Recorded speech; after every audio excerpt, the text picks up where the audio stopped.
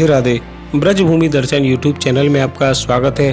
दोस्तों, जैसा कि आप लोग जानते हैं, आषाढ़ माह के शुक्ल पक्ष की एकादशी को देवशयनी एकादशी कहते हैं। इस एकादशी के दिन श्री हरि विष्णु क्षीर सागर में 4 मास के लिए योग निद्रा में चले जाते हैं और इन 4 मास में सारे मांगलिक कार्य बंद हो जाते हैं।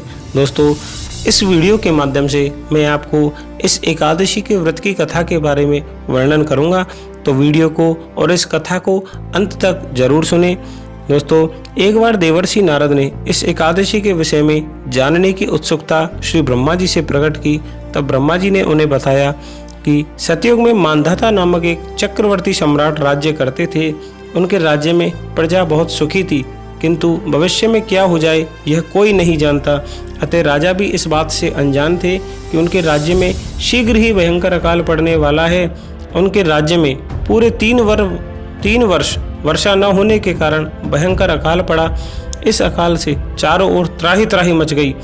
प्रजा ने राजा के पास जाकर अपना दुख प्रकट किया।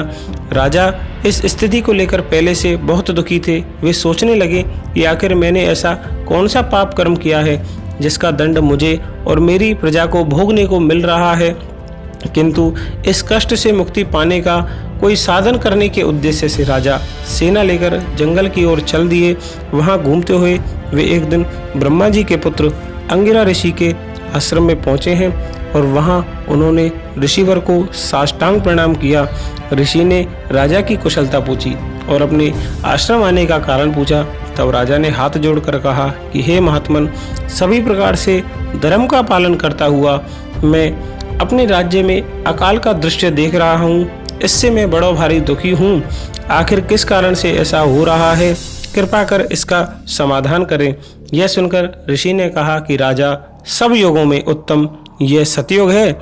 इसमें छोटे से पाप कर्म का भी बड़ा भयंकर दंड मिलता है। इस युग में धर्म अपने चारों चरणों में व्याप्त रहता है। ब्राह्मण के अतिरिक्त अन्य किसी भी जाति को तप करने का अधिकार नहीं है, किंतु आपके राज्य में एक शूद्र व्यक्ति तपस्या कर रहा है। यही कारण है कि आपके राज्य में वर्षा नहीं हो रही है। जब तक वह शूद्र काल को प्राप्त नहीं होगा, यह अकाल शांत नहीं होगा। अकाल की शांति उसे मारने से संभव है, किंतु राजा का हृदय एक निरपराध शूद्र तपस्वी को मारने को तैयार नहीं हुआ। तो राजा ने कहा है कि हे देव, मैं उस निरपराध व्यक्ति को कैसे मार दूं? यह बात मेरा मन स्वीकार नहीं कर रहा है। कृपा कर कोई दूसरा उपाय आप मुझे बताएं। तब महर्षि ने कहा कि हे राजन, आषाढ़ माह के शुक्ल पक्ष की एकादशी का तुम व्रत नियम पूर्वक करो। इस व्रत के प्रभाव से हमारे राज्य में अवश्य ही वर्षा होगी।